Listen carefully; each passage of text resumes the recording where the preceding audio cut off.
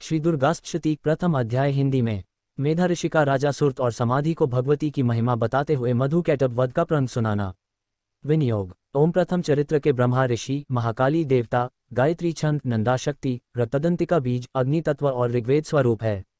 श्री महाकाली देवता की प्रसन्नता के लिए प्रथम चरित्र के जप में विनियोग किया जाता है। ध्यान। भगवान विष्णु के सो जाने पर मधु और कैटभ को मारने के लिए कमल जन्मा ब्रह्मा जी ने जिनका स्तवन किया था, उन महाकाली देवी का मैं सेवन करती हूँ। वे अपने 10 हाथों में खड्ग, चक्र, गदा, बाण, धनुष, परिघ, शूल, भुशुंडी, मस्तक और शंख धारण करती हैं। उनके 3 नेत्र हैं। वे समस्त अंगों में दिव्य आभूषणों से विभूषित हैं। उनके शरीर की कांति नीलमणि के समान है तथा वे 10 मुख और 10 पैरों से युक्त हैं। ओम चंडी देवी को नमस्कार है। मार्कंडेय जी बोले। 1. सूर्य के पुत्र सावर्णी जो 8वें मनु कहे जाते हैं, उनकी उत्पत्ति की कथा विस्तारपूर्वक कहता हूँ, सुनो। 2. सूर्य कुमार महाभाग सावर्णी भगवती महामाया के अनुग्रह से जिस प्रकार मनवंतर के स्वामी हुए, वही प्रसंग सुनाता हूँ। 3. पूर्वकाल की बात है, स्वारोचिष मनवंतर में सुरत नाम के एक राजा थे, जो चैत्रवंश में उत्पन्न हुए थे। उनका समस्त भूमंडल पर अधिकार था। 4. वे प्रजा का अपने औरस पुत्रों की भांति धर्मपूर्वक पालन करते थे, तो भी उस समय कोलाविध्वंसी नाम के क्षत्रिय उनके शत्रु हो गए। 5. राजा सुरत की दंडनीति बड़ी प्रबल थी। उनका शत्रुओं के साथ संग्राम हुआ। यद्यपि कोलाविध्वंसी संख्या में कम थे तो भी राजा सुरत युद्ध में उनसे परास्त हो गए। 6. तब वे युद्ध भूमि से अपने नगर को लौट आए और केवल अपने देश के राजा होकर रहने लगे। समूची पृथ्वी से अब उनका अधिकार जाता रहा, किंतु वहां भी उन प्रबल शत्रुओं ने उस समय महाभाग राजा सुरत पर आक्रमण कर दिया। 7. राजा का बल क्षीण हो चला था, इसलिए उनके दुष्ट, बलवान एवं दुरात्मा मंत्रियों ने वहां उनकी राजधानी में भी राजकीय सेना और खजाने को हथिया लिया। 8. सुरत का प्रभुत्व नष्ट हो चुका था, इसलिए वे शिकार खेलने के बहाने घोड़े पर सवार हो वहां से अकेले ही एक घने जंगल में चले गए। 9. वहां उन्होंने विप्रवर मेधा मुनि का आश्रम देखा, जहां कितने ही हिंसक जीव अपनी स्वाभाविक हिंसावृत्ति छोड़कर परम शांत भाव से रहते थे। मुनि के बहुत से शिष्य उस वन की शोभा बढ़ा रहे थे। 10. वहां जाने पर मुनि ने उनका सत्कार किया और वे उन मुनि श्रेष्ठ के आश्रम पर इधर उधर विचरते हुए कुछ काल तक रहे। 11. फिर ममता से आकृष्ट चित होकर वहां इस प्रकार चिंता करने लगे, पूर्वकाल में मेरे पूर्वजों ने जिसका पालन किया था, वही नगर आज मुझसे रहित है। पता नहीं मेरे दुराचारी भृत्य गण उसकी धर्मपूर्वक रक्षा करते हैं या नहीं। जो सदा मद की वर्षा करने वाला और शूरवीर था, वह मेरा प्रधान हाथी अब शत्रुओं के अधीन होकर न जाने किन भोगों को भोगता होगा। जो लोग मेरी कृपा, धन और भोजन पाने से सदा मेरे पीछे पीछे चलते थे, वे निश्चय ही अब दूसरे राजाओं का अनुसरण करते होंगे। उन अप्रिय लोगों के द्वारा सदा खर्च होते रहने के कारण अत्यंत कष्ट से जमा किया हुआ मेरा वह खजाना खाली हो जाएगा। ये तथा और भी कई बातें राजा सुरत निरंतर सोचते रहते थे। एक दिन उन्होंने वहां विप्रवर मेधा के आश्रम के निकट एक वैश्य को देखा और उससे पूछा, भाई तुम कौन हो? यहाँ तुम्हारे आने का क्या कारण है? तुम क्यों शोकग्रस्त और अनमने से दिखाई देते हो? राजा सुरत का यह प्रेमपूर्वक कहा हुआ वचन सुनकर वैश्य ने विनीत भाव से उन्हें प्रणाम करके कहा। 12-19। वैश्य बोला। 20. मैं धनियों के कुल में उत्पन्न एक वैश्य हूँ। मेरा नाम समाधि है। 21. मेरे दुष्ट स्त्री पुत्रों ने धन के लोभ से मुझे घर से बाहर निकाल दिया है। मैं इस समय धन, स्त्री और पुत्रों से वंचित हूँ। मेरे विश्वसनीय बंधुओं ने मेरा ही धन लेकर मुझे दूर कर दिया है, इसलिए दुखी होकर मैं वन में चला आया हूँ। यहाँ रहकर मैं इस बात को नहीं जानता कि मेरे पुत्रों की, स्त्री की और स्वजनों की कुशल है या नहीं। इस समय घर में वे कुशल से रहते हैं अथवा उन्हें कोई कष्ट है। 22-24। वे मेरे पुत्र कैसे हैं? क्या वे सदाचारी हैं अथवा दुराचारी हो गए हैं? 25। राजा ने पूछा। 26। जिन लोभी स्त्री पुत्र आदि ने धन के कारण तुम्हें घर से निकाल दिया, उनके प्रति तुम्हारे चित्त में इतना स्नेह का बंधन क्यों है? 27-28। वैश्य बोला। 29। आप मेरे विषय में जैसी बात कहते हैं वह सब ठीक है। 30। किंतु क्या करूं, मेरा मन निष्ठुरता नहीं धारण करता। जिन्होंने धन के लोभ में पड़कर पिता के प्रति स्नेह, पति के प्रति प्रेम तथा आत्मीय जन के प्रति अनुराग को तिलांजलि दे मुझे घर से निकाल दिया है, उन्हीं के प्रति मेरे हृदय में इतना स्नेह है। महामते, गुणहीन बंधुओं के प्रति भी जो मेरा चित्त इस प्रकार प्रेम मग्न हो रहा है, यह क्या है, इस बात को मैं जानकर भी नहीं जान पाता। उनके लिए मैं लंबी सांसें ले रहा हूं और मेरा हृदय अत्यंत दुखित हो रहा है। 31-33। उन लोगों में प्रेम का सर्वथा अभाव है, तो भी उनके प्रति जो मेरा मन निष्ठुर नहीं हो पाता, इसके लिए क्या करूं? 34। मार्कंडेय जी कहते हैं। 35। तदनंतर राजाओं में श्रेष्ठ सुरत और वह समाधि नामक वैश्य दोनों साथ साथ मेधा मुनि की सेवा में उपस्थित हुए और उनके साथ यथा योग्य न्यायानुकूल विनयपूर्ण बर्ताव करके बैठे। तत्पश्चात वैश्य और राजा ने कुछ वार्तालाप आरंभ किया। 36-38। राजा ने कहा। 39। मैं आपसे एक बात पूछना चाहता हूँ, उसे बताइए। 40 मेरा चित्त अपने अधीन न होने के कारण वह बात मेरे मन को बहुत दर्द देती है। जो राज्य मेरे हाथ से चला गया है उसमें और उसके संपूर्ण अंगों में मेरी ममता बनी हुई है। 41 मुनिश्रेष्ठ, यह जानते हुए भी कि वह अब मेरा नहीं है, अज्ञानी की भांति मुझे उसके लिए डक होता है। यह क्या है? इधर यह वैश्य भी घर से अपमानित होकर आया है। इसके पुत्र, स्त्री और भृत्यों ने इसे छोड़ दिया है। 42 स्वजनों ने भी इसका परित्याग कर दिया है तो भी यह उनके प्रति अत्यंत हार्दिक स्नेह रखता है। इस प्रकार यह तथा मैं दोनों ही बहुत दुखी हैं। 43 जिसमें प्रत्यक्ष दोष देखा गया है उस विषय के लिए भी हमारे मन में ममताजनित आकर्षण पैदा हो रहा है। महाभाग, हम दोनों समझदार हैं तो भी हम में जो मोह पैदा हुआ है यह क्या है? विवेक शून्य पुरुष की भांति मुझमें और इसमें भी यह मूर्ता प्रत्यक्ष दिखाई देती है।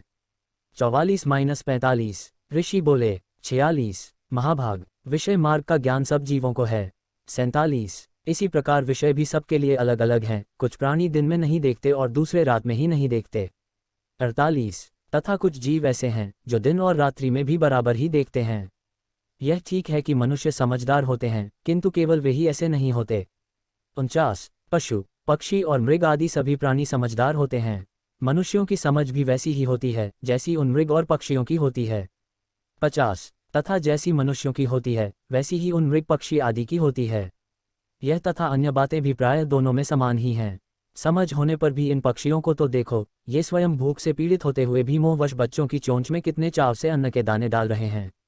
नरश्रेष्ठ, क्या तुम नहीं देखते कि ये मनुष्य समझदार होते हुए भी लोभवश अपने किए हुए उपकार का बदला पाने के लिए पुत्रों की अभिलाषा करते हैं? यद्यपि उन सब में समझ की कमी नहीं है तथापि वे संसार की स्थिति, जन्म मरण की परंपरा बनाए रखने वाले भगवती महामाया के प्रभाव द्वारा ममता में भंवर से युक्त मोह के गहरे गर्त में गिराए गए हैं। इसलिए इसमें आश्चर्य नहीं करना चाहिए। जगदीश्वर भगवान विष्णु की योग निद्रारूपा जो भगवती महामाया हैं, उन्हीं से यह जगत मोहित हो रहा है। वे भगवती महामाया देवी ज्ञानियों के भी चित्त को बलपूर्वक खींचकर मोह में डाल देती हैं। वे ही इस संपूर्ण चराचर जगत की सृष्टि करती हैं तथा वे ही प्रसन्न होने पर मनुष्यों को मुक्ति के लिए वरदान देती हैं। वे ही पराविद्या, संसार बंधन और मोक्ष की हेतुभूता सनातनी देवी तथा संपूर्ण ईश्वरों की भी अधीश्वरी हैं। 51-58 राजा ने पूछा। 59 जिन्हें आप महामाया कहते हैं वे देवी कौन हैं? उनका आविर्भाव कैसे हुआ तथा उनके चरित्र कौन कौन हैं? ब्रह्मवेताओं में श्रेष्ठ महर्षि, उन देवी का जैसा प्रभाव हो, जैसा स्वरूप हो और जिस प्रकार प्रादुर्भाव हुआ हो, वह सब मैं आपके मुख से सुनना चाहता हूँ। 60-62 ऋषि बोले। 63 वास्तव में तो वे देवी नित्य स्वरूपा ही हैं। संपूर्ण जगत उन्हीं का रूप है तथा उन्होंने समस्त विश्व को व्याप्त कर रखा है, तथापि उनका प्राकट्य अनेक प्रकार से होता है। वह मुझसे सुनो। यद्यपि वे नित्य और अजन्मा हैं, तथापि जब देवताओं का कार्य सिद्ध करने के लिए प्रकट होती हैं, उस समय लोक में उत्पन्न हुई कहलाती हैं। कल्प के अंत में जब संपूर्ण जगत एक कार्णव में निमग्न हो रहा था और सबके प्रभु भगवान विष्णु शेषनाग की शैया बिछाकर योग निद्रा का आश्रय ले सो रहे थे, उस समय उनके कानों के मैल से दो भयंकर असुर उत्पन्न हुए जो मधु और कैटब के नाम से विख्यात थे। वे दोनों ब्रह्माजी का वध करने को तैयार हो गए। भगवान विष्णु के नाभि कमल में विराजमान प्रजापति ब्रह्माजी ने जब उन दोनों भयानक असुरों को अपने पास आया और को सोया हुआ देखा, तब एकाग्रचित होकर उन्होंने भगवान विष्णु को जगाने के लिए उनके नेत्रों में निवास करने वाली योग निद्रा का स्तवन आरंभ किया। जो इस विश्व की अधीश्वरी, जगत को धारण करने वाली, संसार का पालन और संहार करने वाली तथा तेज स्वरूप भगवान विष्णु की अनुपम शक्ति हैं, उन्हीं भगवती निद्रा देवी की भगवान ब्रह्मा स्तुति करने लगे। 64-71 ब्रह्माजी ने कहा। 72 देवी, तुम ही स्वाहा, तुम ही स्वधा और तुम ही वष्टकार हो। स्वर भी तुम्हारे ही स्वरूप हैं। तुम ही जीवन दायिनी सुधा हो। नित्य अक्षर प्रणव में अकार, ओकार, मकार इन तीन मात्राओं के रूप में तुम ही स्थित हो, तथा इन तीन मात्राओं के अतिरिक्त जो बिंदुरूपा नित्य अर्धमात्रा है, जिसका विशेष रूप से उच्चारण नहीं किया जा सकता, वह भी तुम ही हो। देवी, तुम ही संध्या, सावित्री तथा परम जननी हो। देवी, तुम ही इस विश्व ब्रह्मांड को धारण करती हो। तुमसे ही इस जगत की सृष्टि होती है, तुम ही से इसका पालन होता है और सदा तुम ही कल्प के अंत में सबको अपना ग्रास बना लेती हो। जगन्मयी देवी, इस जगत की उत्पत्ति के समय तुम सृष्टि रूपा हो, पालन काल में स्थिति रूपा हो तथा कल्पांत के समय संहार रूप धारण करने वाली हो। तुम ही महाविद्या, महामाया, महामेधा, महास्मृति, महामोहरूपा, महादेवी और महासुरी हो। तुम ही तीनों गुणों को उत्पन्न करने वाली सबकी प्रकृति हो। भयंकर कालरात्रि, महारात्रि और मोहरात्रि भी तुम ही हो। तुम ही श्री, तुम ही ईश्वरी, तुम ही ह्री और तुम ही बोधस्वरूपा बुद्धि हो। लज्जा, पुष्टि, तुष्टि, शांति और क्षमा भी तुम ही हो। तुम खड्गधारिणी, शूलधारिणी, घोररूपा तथा गदा, चक्र, शंख और धनुष धारण करने वाली हो। बाण, भुशुंडी और परिग, ये भी तुम्हारे अस्त्र हैं। तुम सौम्य और सौम्यतर हो। इतना ही नहीं, जितने भी सौम्य एवं सुंदर पदार्थ हैं उन सब की अपेक्षा तुम अत्यधिक सुंदरी हो। पर और अपर सबसे परे रहने वाली परमेश्वरी तुम ही हो। सर्वस्वरूपे देवी, कहीं भी सतसतरूप जो कुछ वस्तुएं हैं और उन सब की जो शक्ति है वह तुम ही हो। ऐसी अवस्था में तुम्हारी स्तुति क्या हो सकती है? जो इसकी सृष्टि, पालन और संहार करते हैं उन भगवान को भी जब तुमने निद्रा के अधीन कर दिया है, तब तुम्हारी स्तुति करने में यहाँ कौन समर्थ हो सकता है? मुझको, भगवान शंकर को तथा भगवान विष्णु को भी तुमने ही शरीर धारण कराया है, अतः तुम्हारी स्तुति करने की शक्ति किसमें है? देवी, तुम तो अपने इन उदार प्रभावों से ही प्रशंसित हो। ये जो दोनों दुर्धर्ष असुर मधु और कैटभ हैं, इनको मोह में डाल दो और जगदीश्वर भगवान विष्णु को शीघ्र ही जगा दो। साथ ही इनके भीतर इन दोनों महान असुरों को मार डालने की बुद्धि उत्पन्न कर दो। 73-87 ऋषि कहते हैं। 88 जब ब्रह्मा जी ने वहां मधु और कैटभ को मारने के उद्देश्य से भगवान विष्णु को जगाने के लिए तमोगुण की अधिष्ठात्री देवी योगनिद्रा की इस प्रकार स्तुति की, तब वे के नेत्र, मुख, नासिका, बाहु, हृदय और वक्षस्थल से निकलकर अव्यक्त जन्मा ब्रह्मा जी की दृष्टि के समक्ष खड़ी हो गईं। योगनिद्रा से मुक्त होने पर जगत के स्वामी भगवान जनार्दन उस एकार्णव के जल में शेषनाग की शैया से जाग उठे। फिर उन्होंने उन दोनों असुरों को देखा। वे दुरात्मा मधु और कैटभ अत्यंत बलवान तथा पराक्रमी थे और क्रोध से लाल आंखें किए ब्रह्मा जी को खा जाने के लिए उद्योग कर रहे थे। तब भगवान श्रीहरि ने उठकर उन दोनों के साथ 5000 वर्षों तक केवल बाहु युद्ध किया। वे दोनों भी अत्यंत बल के कारण उन्मत्त हो रहे थे। इधर महामाया ने भी उन्हें मोह में डाल रखा था, इसलिए वे भगवान विष्णु से कहने लगे, हम तुम्हारी वीरता से संतुष्ट हैं, तुम हम लोगों से कोई वर मांगो। 89-95 श्री भगवान बोले। 96 यदि तुम दोनों मुझ पर प्रसन्न हो तो अब मेरे हाथ से मारे जाओ। बस इतना सा ही मैंने वर मांगा है, यहाँ दूसरे किसी वर से क्या लेना है। 97-98 ऋषि कहते हैं। 99 इस प्रकार धोखे में आ जाने पर जब उन्होंने संपूर्ण में जल ही जल देखा, तब कमल नयन भगवान से कहा, जहाँ पृथ्वी जल में डूबी हुई न हो, जहाँ सूखा स्थान हो, वहीं हमारा वध करो। 100-101 ऋषि कहते हैं। 102 तब तथास्तु कहकर शंख, चक्र और गदा धारण करने वाले भगवान ने उन दोनों के मस्तक अपनी जांघ पर रखकर चक्र से काट डाले। इस प्रकार ये देवी महामाया ब्रह्मा जी की स्तुति करने पर स्वयं प्रकट हुई थीं। अब पुनः तुमसे उनके प्रभाव का वर्णन करता हूँ, सुनो।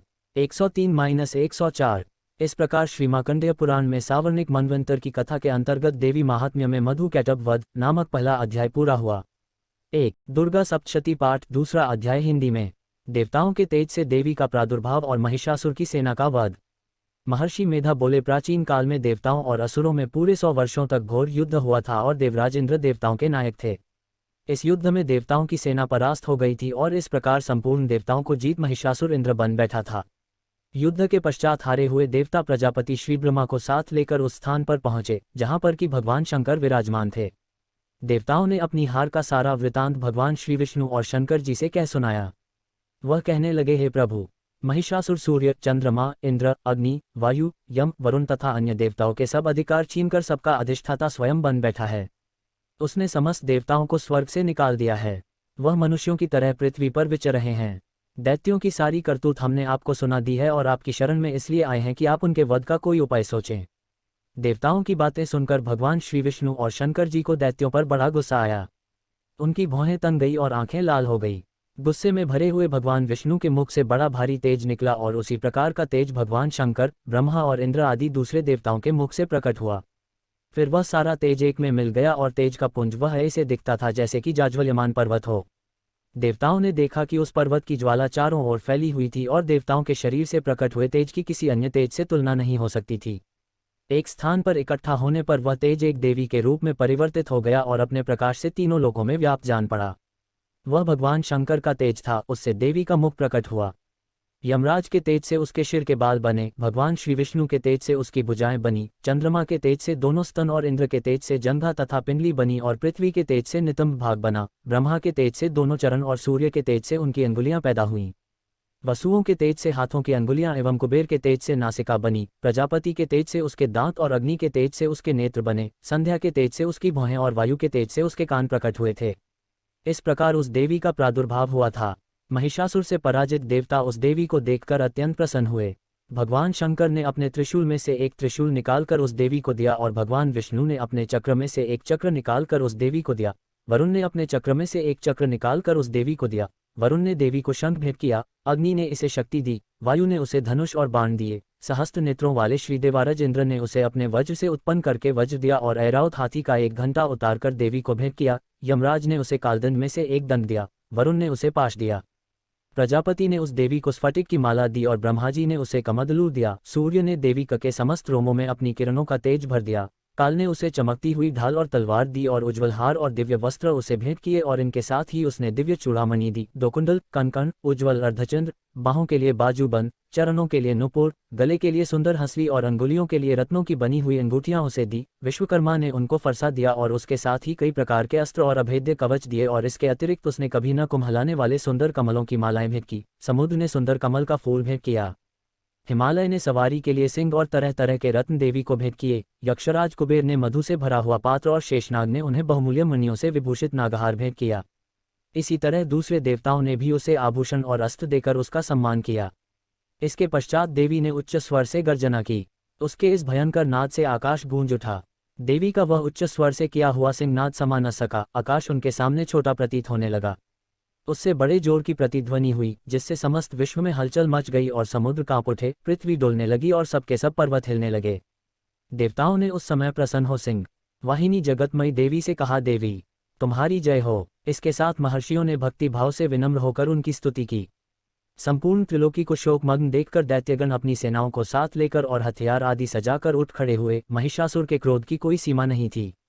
उसने क्रोध में भरकर कहा, यह सब क्या उत्पात है। फिर वह अपनी सेना के साथ उस ओर दौड़ा जिस ओर से भयंकर नाद का शब्द सुनाई दिया था और आगे पहुंचकर उसने देवी को देखा, जो कि अपनी प्रभा से तीनों लोकों को प्रकाशित कर रही थी। उसके चरणों के भार से पृथ्वी दबी जा रही थी।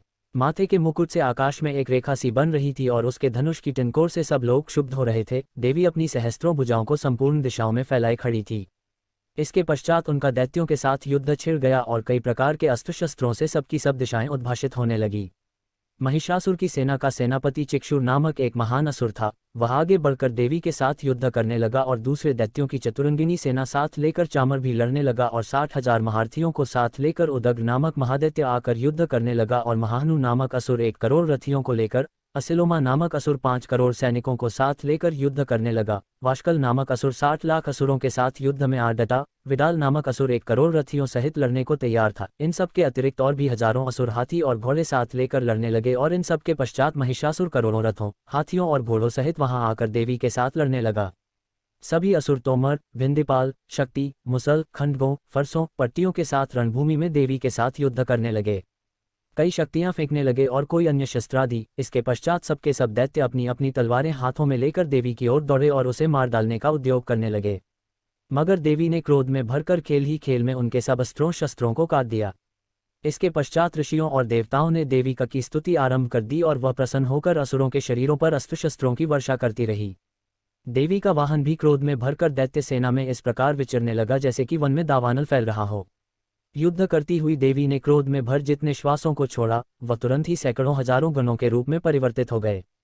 फरसे, भिंदीपाल, खड्ग तथा पट्टिश इत्यादि अस्त्रों के साथ दैत्यों से युद्ध करने लगे। देवी की शक्ति से बड़े हुए वह गण दैत्यों का नाश करते हुए ढोल, शंख व मृदंग आदि बजा रहे थे। तदनंतर देवी ने त्रिशूल, गदा, शक्ति, खड्ग इत्यादि से सहस्त्रों असुरों को मार डाला। कितनों को घंटे की भयंकर आवाज से ही यमलोक पहुंचा दिया। कितने ही असुरों को उसने पास में बांधकर पृथ्वी पर धर घसीटा। कितनों को अपनी तलवार से टुकड़े दो कर दिए और कितनों को गदा की चोट से धरती पर सुला दिया। कई दैत्य मूसल की मार से घायल होकर रक्त वमन करने लगे और कई शूल से छाती फट जाने के कारण पृथ्वी पर लेट गए और कितनों की बाण से कमर टूट गई। देवताओं को पीड़ा देने वाले दैत्य कट कट कर मरने लगे। कितनों की बाहें अलग हो गई, कितनों की ग्रीवाएं कट गई, कितनों के सिर कट कर दूर भूमि पर लुढ़क गए, कितनों के शरीर बीच में से कट गए और कितनों की जंघाएं कट गई और वह पृथ्वी पर गिर पड़े।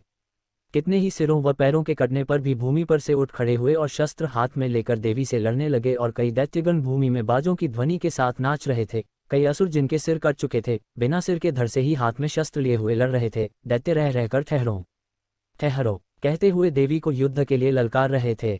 जहां पर यह घोर संग्राम हुआ था वहां की भूमि रथ, हाथी, घोड़े और असुरों की लाशों से भर गई थी और असुर सेना के बीच में रक्तपात होने के कारण रुधिर की नदियां बह रही थी और इस तरह देवी ने असुरों की विशाल सेना को क्षण भर में इस तरह से नष्ट कर डाला जैसे तृणकाष्ठ के बड़े समूह को अग्नि नष्ट कर डालती है। और देवी का सिंह भी गर्दन के बालों को हिलाता हुआ और बड़ा शब्द करता हुआ असुरों के शरीरों से मानो उनके प्राणों को ढूंढ रहा था। वहां देवी के गणों तो देवताओं ने प्रसन्न होकर आकाश से उन पर पुष्प वर्षा की।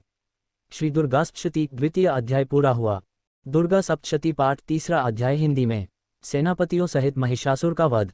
महर्षि मेध ने कहा, महिषासुर की सेना नष्ट होती देखकर उस सेना का सेनापति चिक्षुर क्रोध में भर देवी के साथ युद्ध करने के लिए आगे बढ़ा। वह देवी पर इस प्रकार बाणों की वर्षा करने लगा मानो सुमेरु पर्वत पानी की धार बरसा रहा हो। इस प्रकार देवी ने अपने बाणों से उसके बाणों को काट डाला तथा उसके घोड़ों व सारथी को मार दिया, साथ ही उसके धनुष और उसकी अत्यंत ऊंची ध्वजा को भी काटकर नीचे गिरा दिया। उसका धनुष कट जाने के पश्चात उसके शरीर के अंगों को भी अपने बाणों से बींध दिया। धनुष, घोड़ों और सारथी के नष्ट हो जाने पर वह असुर ढाल और तलवार लेकर देवी की तरफ आया। उसने अपनी तीक्ष्ण धार वाली तलवार से देवी के सिंह के मस्तक पर प्रहार किया और बड़े वेग से देवी की बाईं भुजा पर वार किया, किंतु देवी की बाईं भुजा को छूते ही उस दैत्य की तलवार टूटकर दो टुकड़े हो गई। इससे दैत्य ने क्रोध में भरकर शूल हाथ में लिया और उसे भद्रकाली देवी की ओर फेंका। देवी की ओर आता हुआ वह शूल आकाश से गिरते हुए सूर्य के समान प्रज्वलित हो उठा। उस शूल को अपनी ओर आते हुए देखकर देवी ने भी शूल छोड़ा और महाअसुर के शूल के 100 टुकड़े कर दिए और साथ ही महाअसुर के प्राण भी हर लिए। चिक्षुर के मरने पर देवताओं को दुख देने वाला चामर नामक दैत्य हाथी पर सवार होकर देवी से लड़ने के लिए आया और उसने आने के साथ ही शक्ति से प्रहार किया, किंतु देवी ने अपनी हुंकार से ही उसे तोड़कर पृथ्वी पर डाल दिया। शक्ति को टूटा हुआ देखकर दैत्य ने क्रोध से लाल होकर शूल को चलाया, किंतु देवी ने उसको भी काट दिया। इतने में देवी का सिंह उछलकर हाथी के मस्तक पर सवार हो गया और दैत्य के साथ बहुत ही तीव्र युद्ध करने लगा। फिर वह दोनों लड़ते हुए हाथी पर से पृथ्वी पर आ गिरे और दोनों बड़े क्रोध से लड़ने लगे। फिर सिंह बड़े जोर से आकाश की ओर उछला और जब पृथ्वी की ओर आया तो अपने पंजे से चामर का सिर धड़ से अलग कर दिया। क्रोध से भरी हुई देवी ने शिला और वृक्ष आदि की चोटों से उदग्र को भी मार दिया। कराल को दांतों, मुक्कों और थप्पड़ों से चूर्ण कर डाला। क्रुद्ध हुई देवी ने गदा के प्रहार से उद्धत दैत्य को मार गिराया। भिंदीपाल से वाष्कल को, बाणों से ताम्र तथा अंधक को मौत के घाट उतार दिया। तीनों नेत्रों वाली परमेश्वरी ने त्रिशूल से उग्रास्य, उग्रवीर्य और महानु नामक राक्षसों को मार गिराया। उसने अपनी तलवार से विडाल नामक दैत्य का सिर काट डाला तथा अपने बाणों से दुर्धर और दुर्मुख राक्षसों को यमलोक को पहुंचा दिया। इस प्रकार जब महिषासुर ने देखा कि देवी ने मेरी सेना को नष्ट कर दिया है तो वह भैंसे का रूप धारण कर देवी के गणों को दुख देने लगा। उन गणों में कितनों को उसने मुख के प्रहार से, कितनों को खुरों से, कितनों को पूंछ से, कितनों को सींगों से, बहुतों को दौड़ाने के वेग से, अनेकों को सिंहनाद से, कितनों को चक्कर देकर और कितनों को श्वास वायु के झोंकों से पृथ्वी पर गिरा दिया। वह दैत्य इस प्रकार गणों की सेना को गिरा देवी के सिंह को मारने के लिए दौड़ा। इस पर देवी को बड़ा गुस्सा आया। उधर दैत्य भी क्रोध में भरकर धरती को खुरों से खोदने लगा तथा सींगों से पर्वतों को उखाड़ दोकर धरती पर फेंकने लगा और मुख से शब्द करने लगा। महिषासुर के वेग से चक्कर देने के कारण पृथ्वी क्षुब्ध होकर फटने लगी। उसकी पूंछ से टकराकर समुद्र चारों ओर फैलने लगा। हिलते हुए सींगों के आघात से मेघ खंड खंड हो गए और श्वास से आकाश में उड़ते हुए पर्वत फटने लगे। इस तरह क्रोध में भरे हुए राक्षस को देख चंडिका को भी क्रोध आ गया और वह उसे मारने के लिए क्रोध में भर गई। देवी ने पाश फेंकर दैत्य को बांध लिया और उसने बंध जाने पर दैत्य का रूप त्याग दिया और सिंह का रूप बना लिया। और ज्यों ही देवी उसका सिर काटने के लिए तैयार हुई कि उसने पुरुष का रूप बना लिया, जो कि हाथ में तलवार लिए हुए था। देवी ने तुरंत ही अपने बाणों के साथ उस पुरुष को उसकी तलवार ढाल सहित बींध डाला। इसके पश्चात वह हाथी के रूप में दिखाई देने लगा और अपनी लंबी सूंड से देवी के सिंह को खींचने लगा और गर्जने लगा। देवी ने अपनी तलवार से उसकी सूंड काट डाली। तब राक्षस ने एक बार फिर भैंसे का रूप धारण कर लिया और पहले की तरह चराचर जीवों सहित समस्त त्रिलोकी को व्याकुल करने लगा। इसके पश्चात क्रोध में भरी हुई देवी बारंबार उत्तम मधु का पान करने लगी और लाल लाल नेत्र करके हंसने लगी। उधर बलवीर्य तथा मद से क्रुद्ध हुआ दैत्य भी गरजने लगा। अपने सींगों से देवी पर पर्वतों को फेंकने लगा। देवी अपने वाणों से उसके फेंके हुए पर्वतों को चूर्ण करती हुई बोली, ओ मूर्ख, जब तक मैं मधुपान कर रही हूँ तब तू गरज ले और इसके पश्चात मेरे हाथों तेरी मृत्यु हो जाने पर देवता गरजेंगे। महर्षि मेधा ने कहा। यों कहकर देवी उछलकर उस दैत्य पर जा चढ़ी और उसको अपने पैर से दबाकर शूल से उसके गले पर आघात किया। देवी के पैर से दबने पर भी दैत्य अपने दूसरे रूप से अपने मुख से बाहर होने लगा। अभी वह आधा ही बाहर निकला था कि देवी ने अपने प्रभाव से उसे रोक दिया। जब वह आधा निकला हुआ ही दैत्य युद्ध करने लगा तो देवी ने अपनी तलवार से उसका सिर काट दिया। इसके पश्चात सारी राक्षस सेना हाहाकार करती हुई वहां से भाग खड़ी हुई और सब देवता अत्यंत प्रसन्न हुए तथा ऋषियों महर्षियों सहित देवी की स्तुति करने लगे। गंधर्वराज गान करने तथा अप्सराएं नृत्य करने लगी। तीसरा अध्याय पूरा हुआ। जय माता दी, जय माता दी, जय माता दी, जय माता दी। जय माता दी, जय माता दी, जय माता दी, जय माता दी, जय माता दी, जय माता दी, जय माता दी। दुर्गा सप्तशती पाठ, चौथा अध्याय हिंदी में। इंद्रादि देवताओं द्वारा देवी की स्तुति। महर्षि मेधा बोले, देवी ने जब पराक्रमी दुरात्मा महिषासुर को मार गिराया और असुरों की सेना को मार दिया, तब इंद्रादि समस्त देवता अपने सिर तथा शरीर को झुकाकर भगवती की स्तुति करने लगे, जिस देवी ने अपनी शक्ति से यह जगत व्याप्त किया है और जो संपूर्ण देवताओं तथा महर्षियों की पूजनीय है। उस अंबिका को हम भक्तिपूर्वक नमस्कार करते हैं। वह हम सबका कल्याण करे। जिस अतुल प्रभाव और बल का वर्णन भगवान विष्णु, शंकर और ब्रह्मा जी भी नहीं कर सके, वही चंडिका देवी इस संपूर्ण जगत का पालन करे और अशुभ भय का नाश करे। पुण्यात्माओं के घरों में तुम स्वयं लक्ष्मी रूप हो और पापियों के घरों में तुम अलक्ष्मी रूप हो, और सत्कुल में उत्पन्न होने वालों के लिए तुम लज्जा रूप होकर उनके घरों में निवास करती हो। हम दुर्गा भगवती को नमस्कार करते हैं। हे देवी, इस विश्व का पालन करो। हे देवी, हम तुम्हारे अचिंत्य रूप का किस प्रकार वर्णन करें। असुरों का नाश करने वाले भारी पराक्रम तथा समस्त देवताओं और दैत्यों के विषय में जो तुम्हारे पवित्र चरित्र हैं, उनका हम किस प्रकार वर्णन करें। हे देवी, त्रिगुणात्मिका होने पर भी तुम संपूर्ण जगत की उत्पत्ति का कारण हो। हे देवी, भगवान विष्णु, शंकर आदि किसी भी देवता ने तुम्हारा पार नहीं पाया। तुम सबकी आश्रय हो। यह संपूर्ण जगत तुम्हारा ही अंश रूप है, क्योंकि तुम सबकी आदिभूत प्रकृति हो।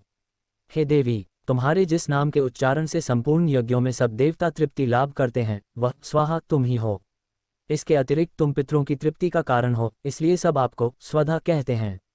हे देवी, वह विद्या जो मोक्ष को देने वाली है, जो अचिंत्य महाज्ञान स्वरूपा है, तत्वों के सार को वश में करने वाले, संपूर्ण दोषों को दूर करने वाले, मोक्ष की इच्छा वाले, मुनिजन जिसका अभ्यास करते हैं, वह तुम ही हो। तुम वाणी रूप हो और दोष रहित ऋग तथा यजुर्वेदों की एवं उद्गीत और सुंदर पदों के पाठ वाले सामवेद की आश्रय रूप हो। तुम भगवती हो।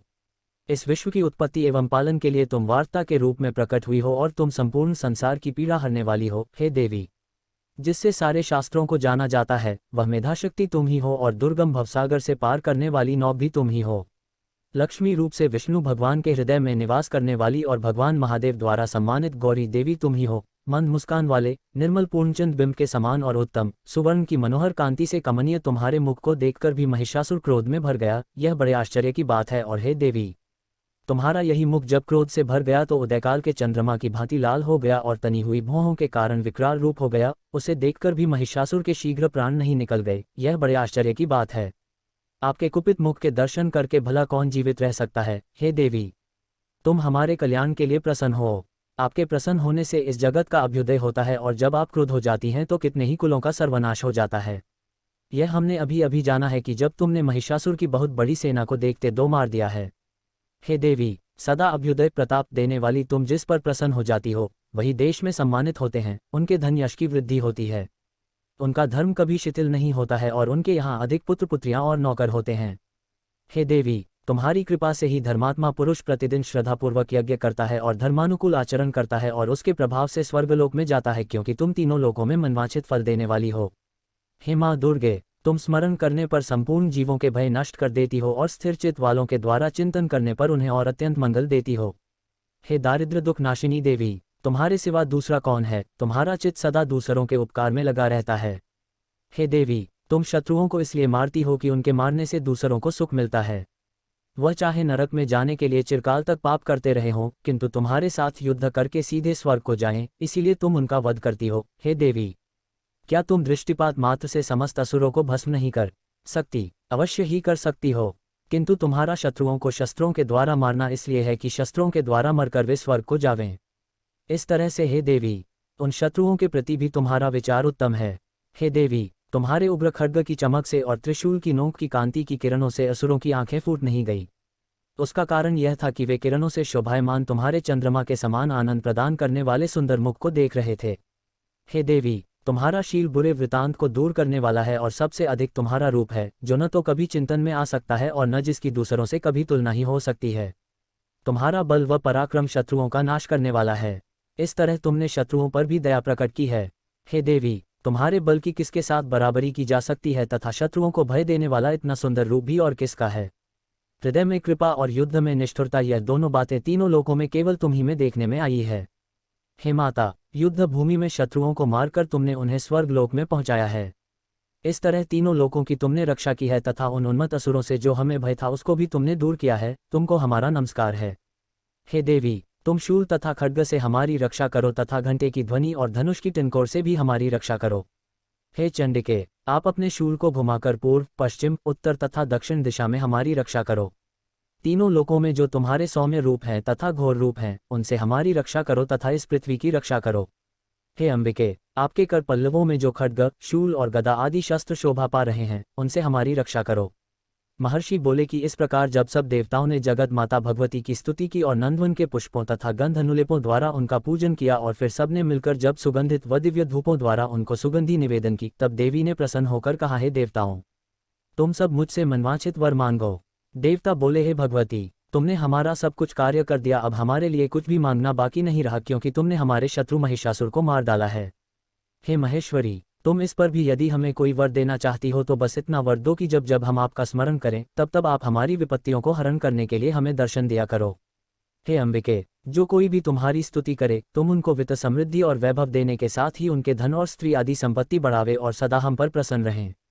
महर्षि बोले, हे राजन, देवताओं ने जब जगत के लिए तथा अपने लिए इस प्रकार प्रश्न किया तो बस तथास्तु कहकर देवी अंतर्धान हो गई।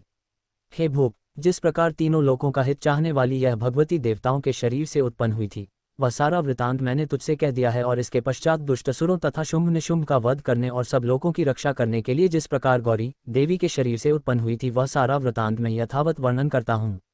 दुर्गा सप्तशती पाठ चौथा अध्याय पूरा हुआ। जय माता दी, जय माता दी, जय माता दी, जय माता दी, जय माता दी, जय माता दी, जय माता दी, जय माता दी, जय माता दी, जय माता दी, जय माता दी। दुर्गा सप्तशती पाठ पांचवां अध्याय हिंदी में। देवताओं द्वारा देवी की स्तुति। महर्षि मेधा ने कहा, पूर्व काल में शुंभ निशुंभ नामक असुरों ने अपने बल के मद से इंद्र का त्रिलोकी का राज्य और यज्ञों के भाग छीन लिए, और वह दोनों इसी प्रकार सूर्य, चंद्रमा, धर्मराज और वरुण के अधिकार भी छीनकर स्वयं ही उनका उपयोग करने लगे। वायु और अग्नि का कार्य भी वही करने लगे, और इसके पश्चात उन्होंने जिन देवताओं का राज्य छीना था उनको अपने अपने स्थान से निकाल दिया। इस तरह से अधिकार छिने हुए दैत्यों तथा दैत्यों द्वारा निकाले हुए देवता अपराजिता देवी का स्मरण करने लगे कि देवी ने हमको वर दिया था कि मैं तुम्हारी संपूर्ण विपत्तियों को नष्ट करके रक्षा करूंगी। ऐसा विचार कर सब देवता हिमालय पर गए और भगवती विष्णु माया की स्तुति करने लगे। देवताओं ने कहा, देवी को नमस्कार है, शिव को नमस्कार है, प्रकृति और भद्रा को नमस्कार है। हम लोग रौद्र, नित्या और गौरी को नमस्कार करते हैं।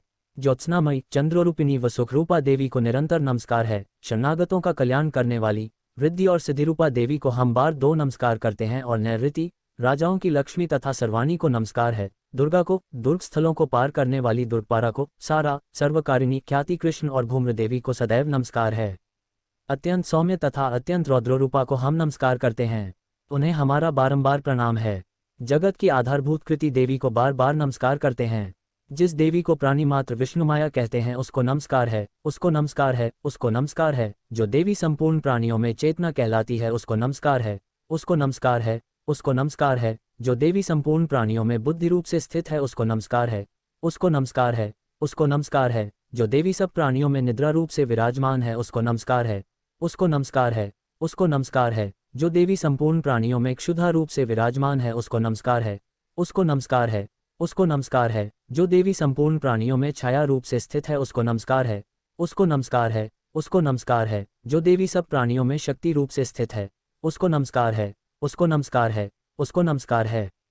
जो देवी संपूर्ण प्राणियों में तृष्णा रूप से स्थित है उसको नमस्कार है, उसको नमस्कार है, उसको नमस्कार है। जो देवी सब प्राणियों में शांति रूप से स्थित है उसको नमस्कार है, उसको नमस्कार है, उसको नमस्कार है। जो देवी सब प्राणियों में जाति रूप से स्थित है उसको नमस्कार है, उसको नमस्कार है, उसको नमस्कार है। जो देवी सब प्राणियों में लज्जा रूप से स्थित है उसको नमस्कार है, उसको नमस्कार है, उसको नमस्कार है। जो देवी संपूर्ण प्राणियों में श्रद्धा रूप से स्थित है उसको नमस्कार है, उसको नमस्कार है, उसको नमस्कार है। जो देवी संपूर्ण प्राणियों में कांति रूप से स्थित है, जो देवी सब प्राणियों में लक्ष्मी रूप से स्थित है उसको नमस्कार है, उसको नमस्कार है, उसको नमस्कार है। जो देवी संपूर्ण प्राणियों में वृत्ति रूप से स्थित है उसको नमस्कार है, उसको नमस्कार है, उसको नमस्कार है। जो देवी सब प्राणियों में स्मृति रूप से विराजमान है उसको नमस्कार है, उसको नमस्कार है, उसको नमस्कार है। जो देवी सब प्राणियों में दया रूप से स्थित है वह उसको नमस्कार है, उसको नमस्कार है। जो देवी सब प्राणियों में तुष्टि रूप से स्थित है उसको नमस्कार है, उसको नमस्कार है, उसको नमस्कार है।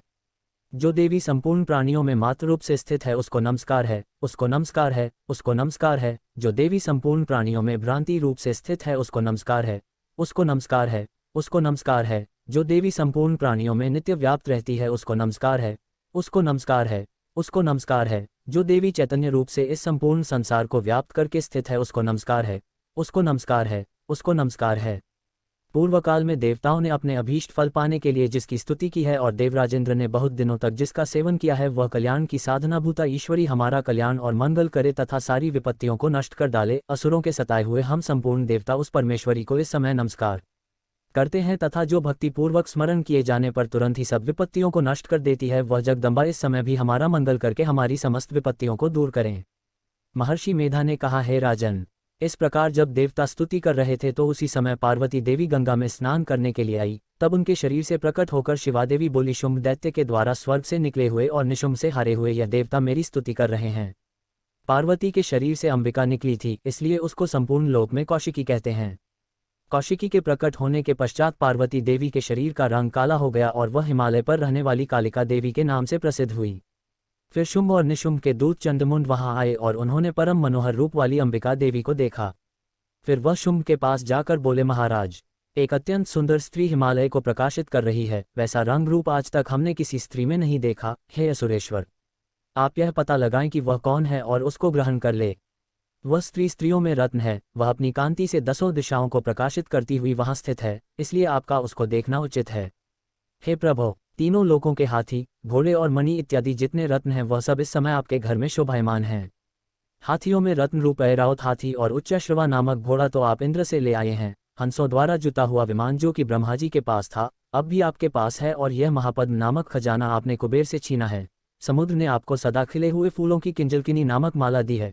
वरुण का कंचन की वर्षा करने वाला छत्र आपके पास है। रथों में श्रेष्ठ प्रजापति का रथ भी आपके पास ही है। हे दैत्येंद्र, मृत्यु से उत्क्रांतिका नामक शक्ति भी आपने छीन ली है, और वरुण का पाश भी आपके भ्राता निशुंभ के अधिकार में है, और जो अग्नि में न जल सके ऐसे 2 वस्त्र भी अग्निदेव ने आपको दिए हैं। हे दैत्यराज, इस प्रकार सारी रत्नरूपी वस्तुएं आप संग्रह कर चुके हैं, तो फिर आप यह कल्याणकारी स्त्रियों में रत्नरूप अनुपम स्त्री आप क्यों नहीं ग्रहण करते। महर्षि मेधा बोले, चंड मुंड का यह वचन सुनकर शुंभ ने विचारा कि सुग्रीव को अपना दूत बनाकर देवी के पास भेजा जाए। प्रथम उसको सब कुछ समझा दिया और कहा कि वहां जाकर तुम उसको अच्छी तरह से समझाना और ऐसा उपाय करना जिससे वह प्रसन्न होकर तुरंत मेरे पास चली आए। भली प्रकार समझाकर कहना। दूत सुग्रीव पर्वत के उस रमणीय भाग में पहुंचा जहां देवी रहती थी। दूत ने कहा, हे देवी, दैत्यों का राजा शुंभ जो इस समय तीनों लोकों का स्वामी है, मैं उसका दूत हूं और यहाँ तुम्हारे पास आया हूं। संपूर्ण देवता उसकी आज्ञा एक स्वर से मानते हैं। अब जो कुछ उसने कहला भेजा है वह सुनो।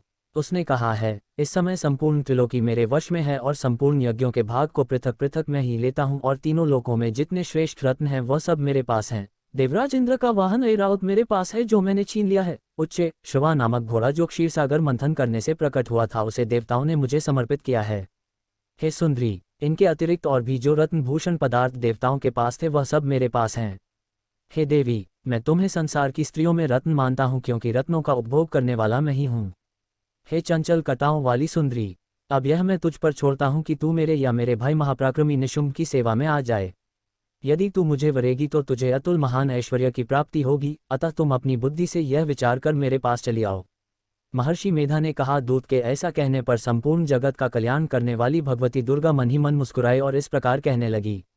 देवी ने कहा, हे दूत, तू जो कुछ कह रहा है वह सत्य है और इसमें किंचित मात्र भी झूठ नहीं है। शुंभ इस समय तीनों लोकों का स्वामी है और निशुंभ भी उसी की तरह पराक्रमी है, किंतु इसके संबंध में मैं जो प्रतिज्ञा कर चुकी हूँ उसे मैं कैसे झुठला सकती हूँ। अतः तू मैंने जो प्रतिज्ञा की है उसे सुन। जो मुझे युद्ध में जीत लेगा और मेरे अभिमान को खंडित करेगा तथा बल में मेरे समान होगा वही मेरा स्वामी होगा। इसलिए शुंभ अथवा निशुंभ यहाँ आवे और युद्ध में जीतकर मुझसे विवाह कर ले, इसमें भला देर की क्या आवश्यकता है। दूत ने कहा, हे देवी, तुम अभिमान में भरी हुई हो, मेरे सामने तुम ऐसी बात न करो। इस त्रिलोकी में मुझे तो ऐसा कोई दिखाई नहीं देता जो कि शुंभ और निशुंभ के सामने ठहर सके। हे देवी, जब अन्य देवताओं में से कोई शुंभ व निशुंभ के समान युद्ध में ठहर नहीं सकता तो तुम जैसी स्त्री उनके सामने रणभूमि में ठहर सकेगी। जिन शुंभ आदि असुरों के सामने इंद्र आदि देवता नहीं ठहर सके तो फिर तुम अकेली स्त्री उनके सामने कैसे ठहर सकेगी। अतः तुम मेरा कहना मानकर उनके पास चली जाओ, नहीं तो जब वह तुम्हें केश पकड़कर घसीटते हुए ले जाएंगे तो तुम्हारा गौरव नष्ट हो जाएगा, इसलिए मेरी बात मान लो। देवी ने कहा, जो कुछ तुमने कहा ठीक है। शुंभ और निशुंभ बड़े बलवान है, लेकिन मैं क्या कर सकती हूँ क्योंकि मैं बिना विचारे प्रतिज्ञा कर चुकी हूँ। इसलिए तुम जाओ और मैंने जो कुछ भी कहा है वह सब आदरपूर्वक असुरेंद्र से कह दो। इसके पश्चात जो वह उचित समझे करें। दुर्गा सप्तशती पाठ 5वां अध्याय पूरा हुआ। जय माता दी। जय माता दी, जय माता दी, जय माता दी, जय माता दी, जय माता दी, जय माता दी, जय माता दी, जय माता दी, जय माता दी, जय माता दी। दुर्गा सप्तशती पाठ छठा अध्याय हिंदी में। धूम्रलोचन वध। महर्षि वृतांत उसे कह सुनाया। दूत की बात सुन असुरेंद्र के क्रोध का पारावर न रहा और उसने अपने सेनापति धूम्रलोचन से कहा, धूम्रलोचन, तुम अपनी सेना सहित शीघ्र वहां जाओ और उस दुष्टा के केशों को पकड़कर उसे घसीटते हुए यहाँ ले आओ। यदि उसकी रक्षा के लिए कोई दूसरा खड़ा हो, चाहे वह देवता, यक्ष अथवा गंधर्वी क्यों न हो, उसको तुम अवश्य मार डालना। महर्षि मेधा ने कहा। शुंभ के इस प्रकार आज्ञा देने पर धूम्रलोचन 60,000 राक्षसों की सेना को साथ लेकर वहां पहुंचा और देवी को देख ललकार कर कहने लगा, अरे तू अभी शुंभ और निशुंभ के पास चल। यदि तू प्रसन्नता पूर्वक मेरे साथ न चलेगी तो मैं तेरे केशों को पकड़ घसीटता हुआ तुझे ले चलूंगा। देवी बोली, असुरेंद्र का भेजा हुआ तेरे जैसा बलवान यदि बलपूर्वक मुझे ले जावेगा तो ऐसी दशा में मैं तुम्हारा कर ही क्या सकती हूँ। महर्षि मेधा ने कहा। ऐसा कहने पर धूम्रलोचन उसकी ओर लपका, किंतु देवी ने उसे अपनी हुंकार से ही भस्म कर डाला। यह देखकर असुर सेना क्रुद्ध होकर देवी की ओर बढ़ी, परंतु अंबिका ने उन पर तीखे बाणों, शक्तियों तथा फरसों की वर्षा आरंभ कर दी। इतने में देवी का वाहन भी अपनी ग्रीवा के बालों को झटकता हुआ और बड़ा भारी शब्द करता हुआ असुर सेना में कूद पड़ा।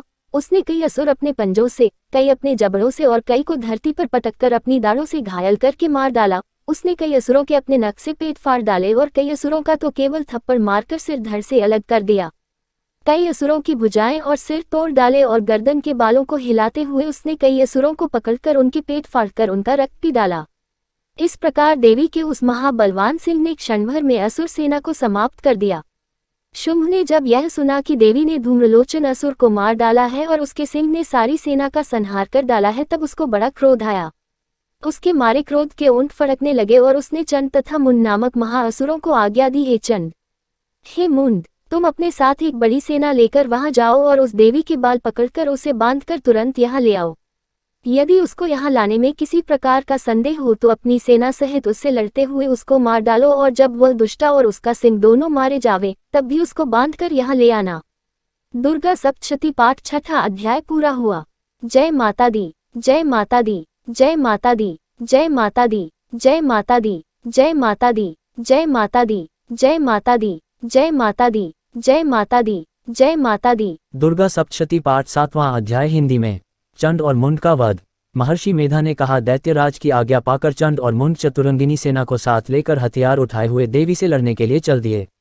हिमालय पर्वत पर पहुंचकर उन्होंने मुस्कुराती हुई देवी जो सिंह पर बैठी हुई थी देखा। जब असुर उनको पकड़ने के लिए तलवारें लेकर उनकी ओर बढ़े तब अंबिका को उन पर बड़ा क्रोध आया और मारे क्रोध के उनका मुख काला पड़ गया, उनकी भ्रुकुटियां चढ़ गई और उनके ललाट में से अत्यंत भयंकर तथा अत्यंत विस्तृत मुख वाली, लाल आंखों वाली काली प्रकट हुई, जो कि अपने हाथों में तलवार और पाश लिए हुए थी। वह विचित्र खड्ग धारण किए हुए थी तथा चीते के चर्म की साड़ी एवं नरमुंडों की माला पहन रखी थी।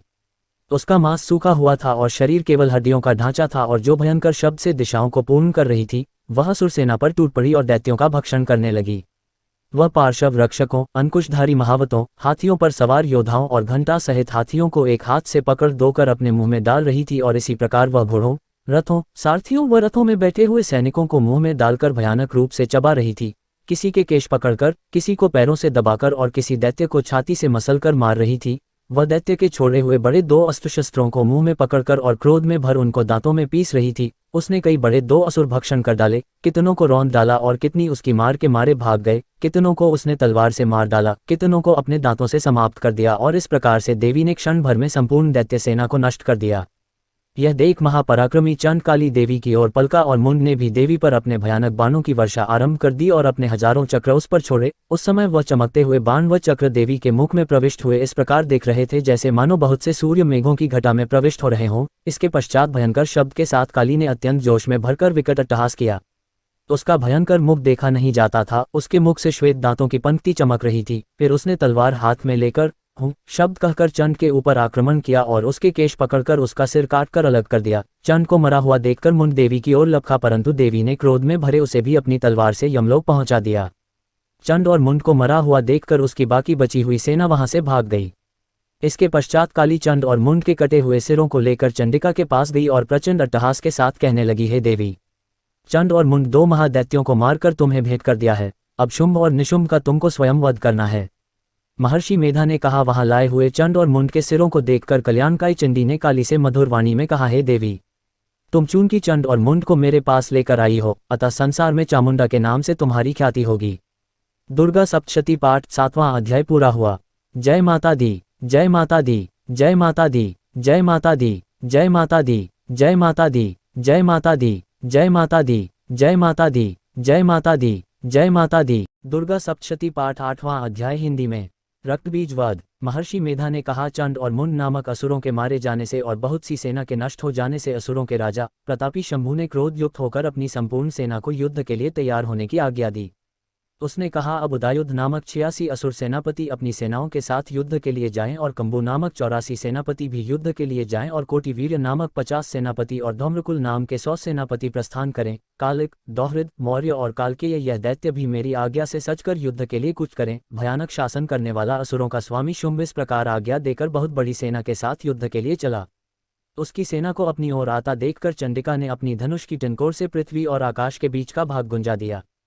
हे राजन, इसके पश्चात देवी के सिंह ने दहाड़ना आरंभ कर दिए और अंबिका के घंटे के शब्दों ने उस ध्वनि को और भी बढ़ा दिया। धनुष की टिनकोर, शेर की दहाड़ और घंटे के शब्द से पृथ्वी और आकाश के बीच का भाग गूंज उठा और इसके साथ ही देवी ने अपने मुख को और भी भयानक बना लिया।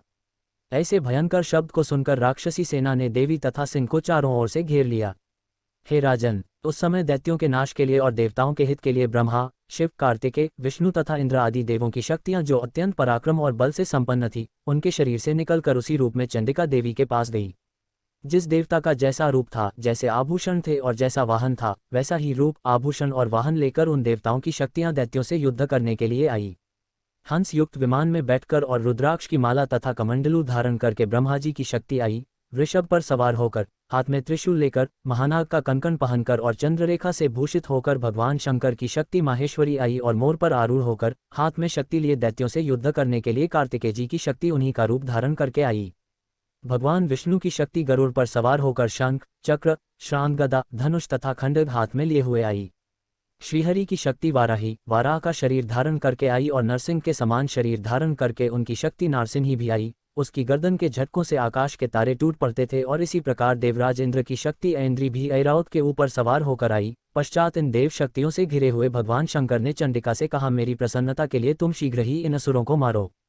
इसके पश्चात देवी के शरीर में से अत्यंत उग्र रूप वाली और सैकड़ों गीदड़ियों के समान आवाज करने वाली चंडिका शक्ति प्रकट हुई। उस अपराजिता देवी ने धूमिल जटा वाले भगवान श्री शंकर जी से कहा, हे प्रभो, आप मेरी ओर से दूत बनकर शुंभ और निशुंभ के पास जाए और उन अत्यंत गर्वीले दैत्यों से कहिए तथा उनके अतिरिक्त और भी जो दैत्य वहां युद्ध के लिए उपस्थित हों, उनसे भी कहिए, जो तुम्हें अपने जीवित रहने की इच्छा हो तो त्रिलोकी का राज्य इंद्र को दे दो। देवताओं को उनका यज्ञ भाग मिलना आरंभ हो जाए और तुम पाताल को लौट जाओ। किंतु यदि बल के गर्व से तुम्हारी लड़ने की इच्छा हो तो फिर आ जाओ, तुम्हारे मांस से मेरी योगिनियां तृप्त होंगी। चूंकि उस देवी ने भगवान शंकर को दूत के कार्य में नियुक्त किया था, इसलिए वह संसार में शिवदूती के नाम से विख्यात हुई।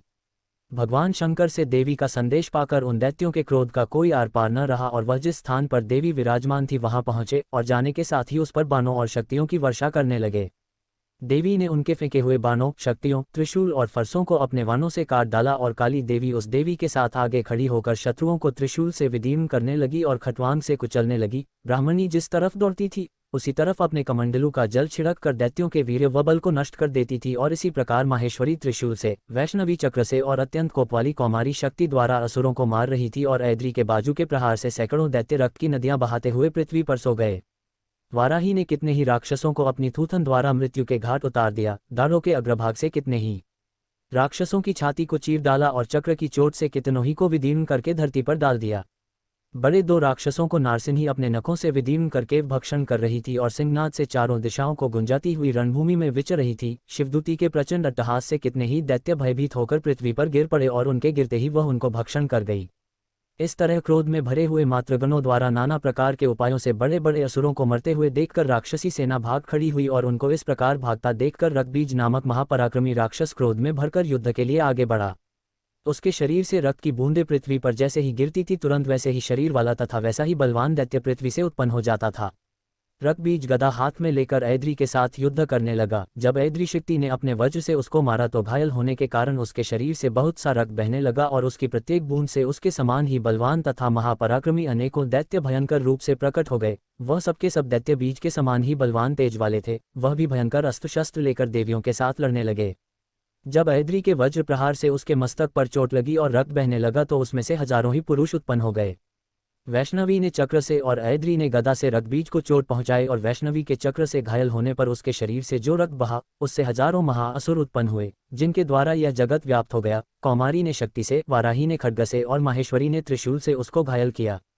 इस प्रकार क्रोध में भरकर उस महादैत्य ने सब मात्र शक्तियों पर पृथक पृथक गदा से प्रहार किया और माताओं ने शक्ति तथा शूल इत्यादि से उसको बार बार घायल किया। उससे सैकड़ों महादैत्य उत्पन्न हुए और इस प्रकार उस रक्तबीज के रुधिर से उत्पन्न हुए असुरों से संपूर्ण जगत व्याप्त हो गया, जिससे देवताओं को भय हुआ। देवताओं को भयभीत देखकर चंडिका ने काली से कहा, हे चामुंडे, अपने मुख को बड़ा करो और मेरे शस्त्रघात से उत्पन्न हुए रक्त बिंदुओं तथा रक्त बिंदुओं से उत्पन्न हुए महाअसुरों को तुम अपने इस मुख से भक्षण करती जाओ।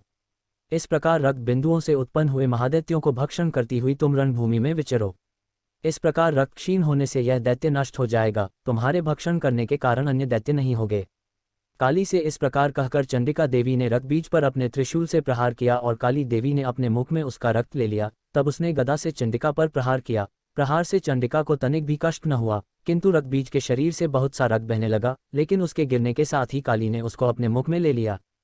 काली के मुख में उस रक्त से जो असुर उत्पन्न हुए उनको उसने भक्षण कर लिया और रक्त को पीती गई। तदनंतर देवी ने रक्तबीज को, जिसका की खून काली ने पिया था, चंडिका ने उस दैत्य को वज्र, बाण, खड्ग तथा रिष्टि इत्यादि से मार डाला। हे राजन, अनेक प्रकार के शस्त्रों से मारा हुआ और खून से वंचित वह महादैत्य रक्तबीज पृथ्वी पर गिर पड़ा। हे राजन, उसके गिरने से देवता अत्यंत प्रसन्न हुए और माताएं उन असुरों का रक्त पीने के पश्चात उद्धत होकर नृत्य करने लगी। दुर्गा सप्तशती पाठ 8वां अध्याय पूरा हुआ। जय माता दी, जय माता दी, जय माता दी, जय माता दी, जय माता दी, जय माता दी, जय माता दी, जय माता दी, जय माता दी, जय माता दी, जय माता दी। दुर्गा सप्तशती पाठ 9वां अध्याय हिंदी में। निशुंभ वध। राजा ने कहा, हे ऋषिराज, आपने रक्तबीज के वध से संबंध रखने वाला वृतांत मुझे सुनाया। अब मैं रक्तबीज के मरने के पश्चात क्रोध में भरे हुए शुंभ व निशुंभ ने जो कर्म किया वह सुनना चाहता हूँ। महर्षि मेधा ने कहा, रक्तबीज के मारे जाने पर शुंभ और निशुंभ को बड़ा क्रोध आया और अपनी बहुत बड़ी सेना का इस प्रकार सर्वनाश होते देखकर निशुंभ देवी पर आक्रमण करने के लिए दौड़ा। उसके साथ बहुत से बड़े बड़े असुर देवी को मारने के वास्ते दौड़े और महापराक्रमी शुंभ अपनी सेना सहित चंडिका को मारने के लिए बढ़ा। फिर शुंभ और निशुंभ का देवी से घोर युद्ध होने लगा और वह दोनों असुर इस प्रकार देवी पर बाण फेंकने लगे जैसे मेघों से वर्षा हो रही हो। उन दोनों के चलाए हुए बाणों को देवी ने अपने बाणों से काट डाला और अपने शस्त्रों की वर्षा से उन दोनों दैत्यों को चोट पहुंचाई। निशुंभ ने तीक्ष्ण तलवार और चमकती हुई ढाल लेकर देवी के सिंह पर आक्रमण किया। अपने वाहन को चोट पहुंची देखकर देवी ने अपने क्षुरप नामक बाण से निशुंभ की तलवार व ढाल दोनों को ही काट डाला। तलवार और ढाल कट जाने पर निशुंभ ने देवी पर शक्ति से प्रहार किया। देवी ने अपने चक्र से उसके 2 टुकड़े कर दिए। फिर क्या था, दैत्य मारे क्रोध के जल भुन गया और उसने देवी को मारने के लिए उसकी ओर शूल फेंका, किंतु देवी ने अपने मुके से उसको चूर चूर कर डाला। फिर उसने देवी पर गदा से प्रहार किया। देवी ने त्रिशूल से गदा को भस्म कर डाला। इसके पश्चात वह फरसा हाथ में लेकर देवी की ओर लपका। देवी ने अपने तीखे वाणों से उसे धरती पर सुला दिया। अपने पराक्रमी भाई निशुंभ के इस प्रकार से मरने पर शुंभ क्रोध में भरकर देवी को मारने के लिए दौड़ा। वह रथ में बैठा हुआ उत्तम आयुधों से सुशोभित अपनी 8 बड़ी बड़ी भुजाओं से सारे आकाश को ढके हुए था। शुंभ को आते देखकर देवी ने अपना शंख बजाया और धनुष की टंकोर का भी अत्यंत दुस्सह शब्द किया। साथ ही अपने घंटे के शब्द से, जो कि संपूर्ण दैत्य सेना के तेज को नष्ट करने वाला था, संपूर्ण दिशाओं में व्याप्त कर दिया। इसके पश्चात देवी के सिंह ने भी अपनी दहाड़ से, जिसे सुन बड़े बड़े बलवानों ला मद चूर चूर हो जाता था, आकाश, पृथ्वी और 10 दिशाओं को पूरित कर दिया। फिर आकाश में उछलकर काली ने अपने दांतों तथा हाथों को पृथ्वी पर पटका। उसके ऐसा करने से ऐसा शब्द हुआ जिससे कि उससे पहले के सारे शब्द शांत हो गए। इसके पश्चात शिवदूती ने असुरों के लिए भय उत्पन्न करने वाला अट्टहास किया, जिसे सुनकर दैत्य थर्रा उठे और शुंभ को बड़ा क्रोध हुआ। फिर अंबिका ने उसे, अरे दुष्ट, खड़ा रह कहा तो आकाश से सभी देवता जय हो बोल उठे। शुंभ ने वहां आकर ज्वालाओं से युक्त एक अत्यंत भयंकर शक्ति छोड़ी, जिसे आते देखकर देवी ने अपनी महोल्का नामक शक्ति से काट डाला। हे राजन, फिर शुंभ के सिंहनाद से तीनों लोक व्याप्त हो गए और उसकी प्रतिध्वनि से ऐसा घोर शब्द हुआ जिसने इससे पहले के सब शब्दों को जीत लिया। शुंभ के छोड़े बाणों को देवी ने और देवी के छोड़े बाणों को शुंभ ने अपने बाणों से काट सैकड़ों और हजारों टुकड़ों में परिवर्तित कर दिया। इसके पश्चात जब चंडिका ने क्रोध में भर शुंभ को त्रिशूल से मारा तो वह मूर्छित होकर पृथ्वी पर गिर पड़ा। जब उसकी मूर्छा दूर हुई तो वह धनुष लेकर आया और अपने बाणों से उसने देवी काली तथा सिंह को घायल कर दिया। फिर उस राक्षस ने 10,000 भुजाएं धारण करके चक्रादि आयुधों से देवी को आच्छादित कर दिया। तब भगवती दुर्गा ने कुपित होकर अपने बाणों से उन चक्रों तथा बाणों को काट डाला। यह देखकर निशुंभ हाथ में गदा लेकर चंडिका को मारने के लिए दौड़ा। उसके आते ही देवी ने तीक्ष्ण धार वाले खड्ग से उसकी गदा को काट डाला। उसने फिर त्रिशूल हाथ में ले लिया। देवताओं को दुखी करने वाले निशुंभ त्रिशूल हाथ में लिए हुए आता देखकर चंडिका ने अपने शूल से उसकी छाती पर प्रहार किया और उसकी छाती को चीर डाला। शूल विदीर्ण हो जाने पर उसकी छाती में से एक उस जैसा ही महापराक्रमी दैत्य ठहर जा कहता हुआ निकला। उसको देखकर देवी ने बड़े जोर से ठहाका लगाया। अभी वह निकलने भी न पाया था कि उसका सिर अपनी तलवार से काट डाला। सिर के कटने के साथ ही वह पृथ्वी पर गिर पड़ा। तदनंतर सिंह दहाड़ दहाड़ कर असुरों का भक्षण करने लगा और काली शिवदूती भी राक्षसों का रक्त पीने लगी। कौमारी की शक्ति से कितने ही महादैत्य नष्ट हो गए। ब्रह्मा जी के कमंडल के जल से कितने ही असुर समाप्त हो गए। कई दैत्य माहेश्वरी के त्रिशूल से विदीर्ण होकर पृथ्वी पर गिर पड़े और बाराही के प्रहारों से छिन्न भिन्न होकर धराशायी हो गए। वैष्णवी ने भी अपने चक्र से बड़े बड़े महापराक्रमियों का कचमोर निकालकर उन्हें यमलोक भेज दिया और ऐद्री से कितने ही महाबली राक्षस टुकड़े दो हो गए। कई दैत्य मारे गए, कई भाग गए, कितने ही काली शिवदूती और सिंह ने भक्षण कर लिए। दुर्गा सप्तशती पाठ 9वां अध्याय पूरा हुआ। जय माता दी, जय माता दी, जय माता दी, जय माता दी, जय माता दी, जय माता दी, जय माता दी, जय माता दी, जय माता दी, जय माता दी, जय माता दी। दुर्गा सप्तशती पाठ 10वां अध्याय हिंदी में। शुंभवध। महर्षि मेधा ने कहा, हे राजन, अपने प्यारे भाई को मरा हुआ तथा सेना को नष्ट हुई देखकर क्रोध में भरकर दैत्यराज शुंभ कहने लगा, दुष्ट दुर्गे, तू अहंकार से गर्व मत कर क्योंकि तू दूसरों के बल पर लड़ रही है। देवी ने कहा, हे दुष्ट, देख मैं तो अकेली ही हूँ। इस संसार में मेरे सिवा दूसरा कौन है। यह सब मेरी शक्तियां हैं। देख, यह सब की सब मुझ में प्रविष्ट हो रही हैं। इसके पश्चात ब्राह्मणी आदि सब देवियां उस देवी के शरीर में लीन हो गई और देवी अकेली रह गई। तब देवी ने कहा, मैं अपनी ऐश्वर्य शक्ति से अनेक रूपों में यहाँ उपस्थित हुई थी। उन सब रूपों को मैंने समेट लिया है। अब अकेली ही यहाँ खड़ी हूँ, तुम भी यहीं ठहरो। महर्षि मेधा ने कहा। तब देवताओं तथा राक्षसों के देखते दो देवी तथा शुंभ में भयंकर युद्ध होने लगा। अंबिका देवी ने सैकड़ों अस्त्र शस्त्र छोड़े। उधर दैत्यराज ने भी भयंकर अस्त्रों का प्रहार आरंभ कर दिया। देवी के छोड़े हुए सैकड़ों अस्त्रों को दैत्य ने अपने अस्त्रों द्वारा काट डाला। इसी प्रकार शुंभ ने जो अस्त्र छोड़े उनको देवी ने अपनी भयंकर हुंकार के द्वारा ही काट डाला। दैत्य ने जब सैकड़ों बाण छोड़कर देवी को ढक दिया तो क्रोध में भरकर देवी ने अपने बाणों से उसका धनुष नष्ट कर डाला। धनुष कट जाने पर दैत्येंद्र ने शक्ति चलाई लेकिन देवी ने उसे भी काट कर फेंक दिया। फिर दैत्येंद्र चमकती हुई ढाल लेकर देवी की ओर दौड़ा, किंतु जब वह देवी के समीप पहुंचा तो देवी ने अपने तीक्ष्ण बाणों से उसकी चमकने वाली ढाल को भी काट डाला। फिर दैत्येंद्र का घोड़ा मर गया, रथ टूट गया, सारथी मारा गया। तब वह भयंकर मुद्गर लेकर देवी पर आक्रमण करने के लिए चला, किंतु देवी ने अपने तीक्ष्ण बाणों से उसके मुद्गर को भी काट दिया। इस पर दैत्य ने क्रोध में भरकर देवी की छाती में बड़े जोर से एक मुक्का मारा। दैत्य ने जब देवी को मुक्का मारा तो देवी ने भी उसकी छाती में जोर से एक थप्पड़ मारा। थप्पड़ खाकर पहले तो दैत्य पृथ्वी पर गिर पड़ा, किंतु तुरंत ही वह उठ खड़ा हुआ। फिर वह देवी को पकड़कर आकाश की ओर उछला और वहां जाकर दोनों में युद्ध होने लगा। वह युद्ध ऋषियों और देवताओं को आश्चर्य में डालने वाला था। देवी आकाश में दैत्य के साथ बहुत देर तक युद्ध करती रही। फिर देवी ने उसे आकाश में घुमाकर पृथ्वी पर गिरा दिया। दुष्टात्मा दैत्य पुनः उठकर देवी को मारने के लिए दौड़ा। तब उसको अपनी ओर आता हुआ देखकर देवी ने उसकी छाती विदीर्ण करके उसको पृथ्वी पर पटक दिया। देवी के त्रिशूल से घायल होने पर उस दैत्य के प्राण पखेरु उड़ गए और उसके मरने पर समुद्र, द्वीप, पर्वत और पृथ्वी सब कांपने लग गए। तदनंतर उस दुष्टात्मा के मरने से संपूर्ण जगत प्रसन्न व स्वस्थ हो गया तथा आकाश निर्मल हो गया। पहले जो उत्पात सूचक मेघ और उल्कापात होते थे वह सब शांत हो गए। उसके मारे जाने पर नदियां अपने ठीक मार्ग से बहने लगी। संपूर्ण देवताओं का हृदय हर्ष से भर गया और गंधर्वियां सुंदर गान गाने लगी। गंधर्व बाजे बजाने लगे और अप्सराएं नाचने लगी। पवित्र वायु बहने लगी। सूर्य की कांति स्वच्छ हो गई। यज्ञशालाओं की बुझी हुई अग्नि अपने आप प्रज्वलित हो उठी तथा चारों दिशाओं में शांति फैल गई। दुर्गा सप्तशती पाठ 10वां अध्याय पूरा हुआ। जय माता दी, जय माता दी, जय माता दी, जय माता दी, जय माता दी, जय माता दी, जय माता दी, जय माता दी, जय माता दी, जय माता दी, जय माता दी। दुर्गा सप्तशती पाठ 11वां अध्याय हिंदी में। देवताओं का देवी की स्तुति करना और देवी का देवताओं को वरदान देना। महर्षि मेधा कहते हैं, दैत्य के मारे जाने पर इंद्रादि देवता अग्नि को आगे करके कात्यायनी देवी की स्तुति करने लगे। उस समय अभीष्ट की प्राप्ति के कारण उनके मुख खिले हुए थे। देवताओं ने कहा, हे शरणागतों के दुख दूर करने वाली देवी, तुम प्रसन्न हो। हे संपूर्ण जगत की माता, तुम प्रसन्न हो। विंध्येश्वरी, तुम विश्व की रक्षा करो क्योंकि तुम इस चर और अचर की ईश्वरी हो। हे देवी, संपूर्ण जगत की आधार रूप हो, क्योंकि तुम पृथ्वी रूप में भी स्थित हो और अत्यंत पराक्रम वाली देवी हो। तुम विष्णु की शक्ति हो और विश्व की बीज पर ममाया हो, और तुमने ही इस संपूर्ण जगत को मोहित कर रखा है। तुम्हारे प्रसन्न होने पर ही यह पृथ्वी मोक्ष को प्राप्त होती है। हे देवी, संपूर्ण विद्याएं तुम्हारे ही भिन्न भिन्न स्वरूप हैं। इस जगत में जितनी स्त्रियां हैं वह सब तुम्हारी ही मूर्तियां हैं। एकमात्र तुमने ही इस जगत को व्याप्त कर रखा है। तुम्हारी स्तुति किस प्रकार हो सकती है, क्योंकि तुम परम बुद्धि रूप हो और संपूर्ण प्राणी रूप स्वर्ग और मुक्ति देने वाली हो। अतः इसी रूप में तुम्हारी स्तुति की गई है। तुम्हारी स्तुति के लिए इससे बढ़कर और क्या युक्तियां हो सकती हैं। संपूर्ण जनों के हृदय में बुद्धि रूप होकर निवास करने वाली, स्वर्ग तथा मोक्ष प्रदान करने वाली है नारायणी देवी, तुमको नमस्कार है। कलाकाष्ठा आदि रूप से अवस्थाओं को परिवर्तन की ओर ले जाने वाली तथा प्राणियों का अंत करने वाली नारायणी, तुमको नमस्कार है। हे नारायणी, संपूर्ण मंगलों के मंगल रूप वाली, हे शिवे, हे संपूर्ण प्रयोजनों को सिद्ध करने वाली, हे शरणागत वत्सला, 3 नेत्रों वाली गौरी, तुमको नमस्कार है। सृष्टि, स्थिति तथा संहारव की शक्तिभूता, सनातनी देवी, गुणों का आधार तथा सर्वसुखमयी नारायणी, तुमको नमस्कार है।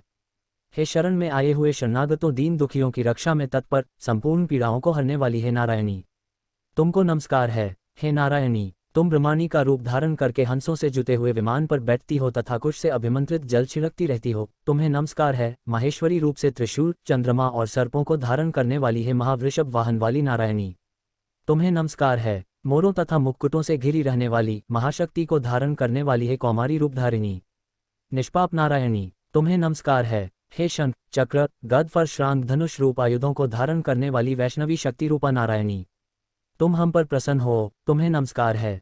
हे दांतों पर पृथ्वी धारण करने वाली वाराह रूपिणी कल्याणमयी नारायणी, तुम्हें नमस्कार है। हे उग्र नरसिंह रूप से दैत्यों को मारने वाली, त्रिभुवन की रक्षा में संलग्न रहने वाली नारायणी, तुम्हें नमस्कार है। हे मस्तक पर किरीट और हाथ में महावज्र धारण करने वाली, सहस्त्र नेत्रों के कारण उज्ज्वल, वृत्रासुर के प्राण हरने वाली ऐद्री शक्ति, हे नारायणी, तुम्हें नमस्कार है। हे शिवदूती स्वरूप से दैत्यों के महामद को नष्ट करने वाली, हे घोररूप वाली, हे महाशब्द वाली, हे नारायणी, तुम्हें नमस्कार है। दाढ़ों के कारण विकराल मुख वाली, मुंडमाला से विभूषित मुंडमर्दिनी चामुंडा रूपा नारायणी, तुम्हें नमस्कार है। हे लक्ष्मी, लज्जा, महाविद्या, श्रद्धा, पुष्टि, स्वधा, ध्रुवा, महारात्रि तथा महाविद्या रूपा नारायणी, तुमको नमस्कार है। हे मेधा, सरस्वती, सर्वोत्कृष्ट, ऐश्वर्या रूपिणी, पार्वती, महाकाली, नियंता तथा ईश रूपिणी नारायणी, तुम्हें नमस्कार है। हे सर्वस्वरूप सर्वेश्वरी, सर्वशक्ति युक्त देवी, हमारी भय से रक्षा करो, तुम्हें नमस्कार है। हे कात्यायनी, तीनों नेत्रों से भूषित यह तेरा सौम्य मुख सब तरह के डरों से हमारी रक्षा करे, तुम्हें नमस्कार है। हे भद्राकाली, ज्वालाओं के समान भयंकर, अति उग्र एवं संपूर्ण असुरों को नष्ट करने वाला तुम्हारा त्रिशूल हमें भयों से बचावे, तुमको नमस्कार है। हे देवी, जो अपने शब्द से इस जगत को पूरित करके दैत्यों के तेज को नष्ट करता है, वह आपका घंटा इस प्रकार हमारी रक्षा करे जैसे कि माता अपने पुत्रों की रक्षा करती है। हे चंडिके, असुरों के रक्त और चर्बी से चर्चित जो आपकी तलवार है, वह हमारा मंगल करे, हम तुमको नमस्कार करते हैं। हे देवी, तुम जब प्रसन्न होती हो तो संपूर्ण रोगों को नष्ट कर देती हो, और जब रुष्ट हो जाती हो तो संपूर्ण वांछित कामनाओं को नष्ट कर देती हो, और जो मनुष्य तुम्हारी शरण में जाते हैं उन पर कभी विपत्ति नहीं आती, बल्कि तुम्हारी शरण में गए हुए मनुष्य दूसरों को आश्रय देने योग्य हो जाते हैं। अनेक रूपों से बहुत प्रकार की मूर्तियों को धारण करके इन धर्मद्रोही असुरों का तुमने संहार किया है, वह तुम्हारे सिवा कौन कर सकता था। चतुर्दश विद्याएं, षट्शास्त्र और चारों वेद तुम्हारे ही प्रकाश से प्रकाशित हैं, उनमें तुम्हारा ही वर्णन है, और जहाँ राक्षस, विषैले सर्प, शत्रुघ्न है, वहाँ और समुद्र के बीच में भी तुम साथ रहकर इस विश्व की रक्षा करती हो। हे विश्वेश्वरी, तुम विश्व का पालन करने वाली विश्वरूपा हो, इसलिए संपूर्ण जगत को धारण करती हो। इसीलिए ब्रह्मा, विष्णु, महेश की भी वंदनीय हो। जो भक्तिपूर्वक तुमको नमस्कार करते हैं, वह विश्व को आश्रय देने वाले बन जाते हैं। हे देवी, तुम प्रसन्न हो और असुरों को मारकर जिस प्रकार हमारी रक्षा की है, ऐसे ही हमारे शत्रुओं से सदा हमारी रक्षा करती रहो। संपूर्ण जगत के पाप नष्ट कर दो और पापों तथा उनके फल स्वरूप होने वाली महामारी आदि बड़े 2 उपद्रवों को शीघ्र ही दूर कर दो। विश्व की पीड़ा को हरने वाली देवी, शरण में पड़े हुओं पर प्रसन्न हो। त्रिलोक निवासियों की पूजनीय परमेश्वरी, हम लोगों को वरदान दो। देवी ने कहा, हे देवताओं, मैं तुमको वर देने को तैयार हूँ। आपकी जैसी इच्छा हो वैसा वर मांग लो, मैं तुमको दूंगी। देवताओं ने कहा, हे सर्वेश्वरी, त्रिलोकी के निवासियों की समस्त पीड़ाओं को तुम इसी प्रकार हरती रहो और हमारे शत्रुओं को इसी प्रकार नष्ट करती रहो। देवी ने कहा, वैवस्वत मनवंतर के 28वें युग में 2 और महाअसुर शुंभ और निशुंभ उत्पन्न हो गए। उस समय मैं नंदगोप के घर से यशोदा के गर्भ से उत्पन्न होकर विंध्याचल पर्वत पर शुंभ और निशुंभ का संहार करूंगी, फिर अत्यंत भयंकर रूप से पृथ्वी पर अवतीर्ण होकर मैं वैप्रचित्ति नामक दानवों का नाश करूंगी। उन भयंकर महाअसुरों को भक्षण करते समय मेरे दांत अनार पुष्प के समान लाल हो गए। इसके पश्चात स्वर्ग में देवता और पृथ्वी पर मनुष्य मेरी स्तुति करते हुए मुझे रक्तदंतिका कहेंगे। फिर जब 100 वर्षों तक वर्षा न होगी तो मैं ऋषियों के स्तुति करने पर अयोनिज नाम से प्रकट होंगी और अपने 100 नेत्रों से ऋषियों की ओर देखूंगी। अतः मनुष्य शताक्षी नाम से मेरा कीर्तन करेंगे। उसी समय मैं अपने शरीर से उत्पन्न हुए प्राणों की रक्षा करने वाले शाकों द्वारा सब प्राणियों का पालन करूंगी और तब इस पृथ्वी पर शाकंभरी के नाम से विख्यात होऊंगी और इसी अवतार में मैं दुर्ग नामक महाअसुर का वध करूंगी और इससे मैं दुर्गा देवी के नाम से प्रसिद्ध होऊंगी। इसके पश्चात जब मैं भयानक रूप धारण करके हिमालय निवासी ऋषियों महर्षियों की रक्षा करूंगी तब भीमा देवी के नाम से मेरी ख्याति होगी और जब फिर अरुण नामक असुर तीनों लोकों को पीड़ित करेगा तब मैं असंख्य भ्रमरों का रूप धारण करके उस महादैत्य का वध करूंगी। तब स्वर्ग में देवता और मृत्युलोक में मनुष्य मेरी स्तुति करते हुए मुझे भरामरी नाम से पुकारेंगे। इस प्रकार जब जब पृथ्वी राक्षसों से पीड़ित होगी तब तब मैं अवतरित होकर शत्रुओं का नाश करूंगी। दुर्गा सप्तशती पाठ 11वां अध्याय पूरा हुआ। जय माता दी, जय माता दी, जय माता दी, जय माता दी, जय माता दी, जय माता दी, जय माता दी, जय माता दी, जय माता दी, जय माता दी, जय माता दी। दुर्गा सप्तशती पाठ 12वां अध्याय हिंदी में। देवी के चरित्रों के पाठ का महात्म्य। देवी बोली, हे देवताओं, जो पुरुष इन स्तोत्रों द्वारा एकाग्रचित होकर मेरी स्तुति करेगा उसके संपूर्ण कष्टों को निसंदेह हर लूंगी।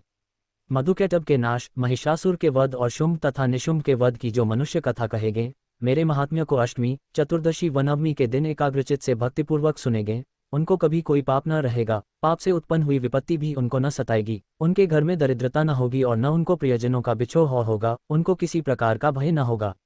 इसीलिए प्रत्येक मनुष्य को भक्तिपूर्वक मेरे इस कल्याणकारक महात्म्य को सदा पढ़ना और सुनना चाहिए। मेरा यह महात्म्य महामारी से उत्पन्न हुए संपूर्ण उपद्रवों को एवं 3 प्रकार के उत्पातों को शांत कर देता है। जिस घर व मंदिर में या जिस स्थान पर मेरा यह स्तोत्र विधि पूर्वक पढ़ा जाता है, उस स्थान का मैं कभी भी त्याग नहीं करती और वहां सदा ही मेरा निवास रहता है। बलिदान, पूजा, होम तथा महोत्सवों में मेरा यह चरित्र उच्चारण करना तथा सुनना चाहिए।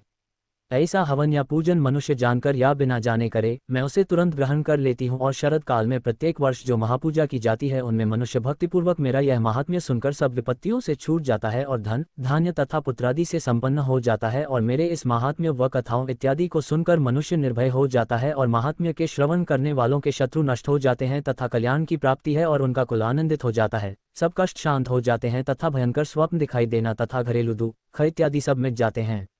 बालगृहों में ग्रसित बालकों के लिए यह मेरा महात्म्य परम शांति देने वाला है। मनुष्यों में फूट पड़ने पर यह भली भांति मित्रता करवाने वाला है। मेरा यह महात्म्य मनुष्यों को मेरी जैसी सामर्थ्य की प्राप्ति करवाने वाला है। पशु, पुष्प, अर्घ्य, धूप, गंध, दीपक इत्यादि सामग्रियों द्वारा पूजन करने से, ब्राह्मण को भोजन करा के हवन करके, प्रतिदिन अभिषेक करके, नाना प्रकार के भोगों को अर्पण करके और प्रत्येक वर्ष दान इत्यादि करके जो मेरी आराधना की जाती है और उससे मैं जैसी प्रसन्न हो जाती हूँ, वैसी प्रसन्न मैं इस चरित्र के सुनने से हो जाती हूँ।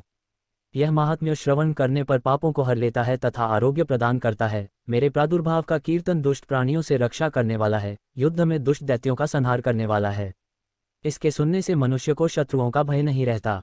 हे देवताओं, तुमने जो मेरी स्तुति की है अथवा ब्रह्मा जी ने जो मेरी स्तुति की है, वह मनुष्यों को कल्याणमयी बुद्धि प्रदान करने वाली है।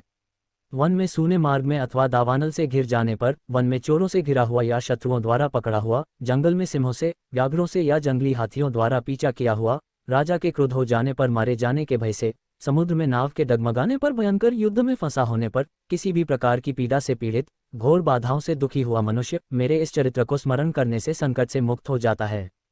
मेरे प्रभाव से सिंह, चोर या शत्रु इत्यादि दूर भाग जाते हैं और पास नहीं आते। महर्षि ने कहा, प्रचंड पराक्रम वाली भगवती चंडिका यों कहने के पश्चात सब देवताओं के देखते ही देखते अंतर्धान हो गई और संपूर्ण देवता अपने शत्रुओं के मारे जाने पर पहले की तरह यज्ञ भाग का उपभोग करने लगे और उनको अपने अधिकार फिर से प्राप्त हो गए तथा युद्ध में देवताओं के शत्रुओं शुंभ व निशुंभ के देवी के हाथों मारे जाने पर बाकी बचे हुए राक्षस पाताल को चले गए। हे राजन, इस प्रकार भगवती अंबिका नित्य होती हुई भी बार बार प्रकट होकर इस जगत का पालन करती है, इसको मोहित करती है, जन्म देती है और प्रार्थना करने पर समृद्धि प्रदान करती है। हे राजन, भगवती ही महाप्रलय के समय महामारी का रूप धारण करती है और वही संपूर्ण ब्रह्मांड में व्याप्त है और वही भगवती समय समय पर महाकाली तथा महामारी का रूप बनाती है और स्वयं अजन्मा होती हुई भी सृष्टि के रूप में प्रकट होती है। वह सनातनी देवी प्राणियों का पालन करती है और वही मनुष्य के अभ्युदय के समय घर में लक्ष्मी का रूप बनाकर स्थित हो जाती है तथा अभाव के समय दरिद्रता बनकर विनाश का कारण बन जाती है। पुष्प, धूप और गंध आदि से पूजन करके उसकी स्तुति करने से वह धन एवं पुत्र देती है और धर्म में शुभ बुद्धि प्रदान करती है। दुर्गा सप्तशती पाठ 12वां अध्याय पूरा हुआ। जय माता दी, जय माता दी, जय माता दी, जय माता दी, जय माता दी, जय माता दी, जय माता दी, जय माता दी, जय माता दी, जय माता दी, जय माता दी। दुर्गा सप्तशती पाठ 13वां अध्याय हिंदी में। राजा सुरत और वैश्य को देवी का वरदान। महर्षि मेधा ने कहा, हे राजन, इस प्रकार देवी के उत्तम महात्म्य का वर्णन मैंने तुमको सुनाया। जगत को धारण करने वाली इस देवी का ऐसा ही प्रभाव है। वही देवी ज्ञान को देने वाली है और भगवान विष्णु की इस माया के प्रभाव से तुम और यह वैश्य तथा अन्य विवेकी जन मोहित होते हैं और भविष्य में मोहित होंगे। हे राजन, तुम इसी परमेश्वरी की शरण में जाओ। यही भगवती आराधना करने पर मनुष्य को भोग, स्वर्ग तथा मोक्ष प्रदान करती है। मार्कंडेय जी ने कहा, महर्षि मेधा की यह बात सुनकर राजा सुरत ने उन उग्र व्रत वाले ऋषि को प्रणाम किया और राज्य के छिन जाने के कारण उसके मन में अत्यंत ग्लानि हुई और वह राजा तथा वैश्य तपस्या के लिए वन को चले गए और नदी के तट पर आसन लगाकर भगवती के दर्शनों के लिए तपस्या करने लगे। दोनों ने नदी के तट पर देवी की मूर्ति बनाई और पुष्प, धूप, दीप तथा हवन द्वारा उसका पूजन करने लगे। पहले उन्होंने आहार को कम कर दिया, फिर बिल्कुल निराहार रहकर भगवती में मन लगाकर एकाग्रतापूर्वक उसकी आराधना करने लगे। वह दोनों अपने शरीर के रक्त से देवी को बलि देते हुए 3 वर्ष तक लगातार भगवती की आराधना करते रहे। 3 वर्ष के पश्चात जगत का पालन करने वाली चंडिका ने उनको प्रत्यक्ष दर्शन देकर कहा, देवी बोली, हे राजन तथा अपने कुल को प्रसन्न करने वाले वैश्य, तुम जिस वर की इच्छा रखते हो वह मुझसे मांगो, वह वर मैं तुमको दूंगी क्योंकि मैं तुम पर अत्यंत प्रसन्न हूँ।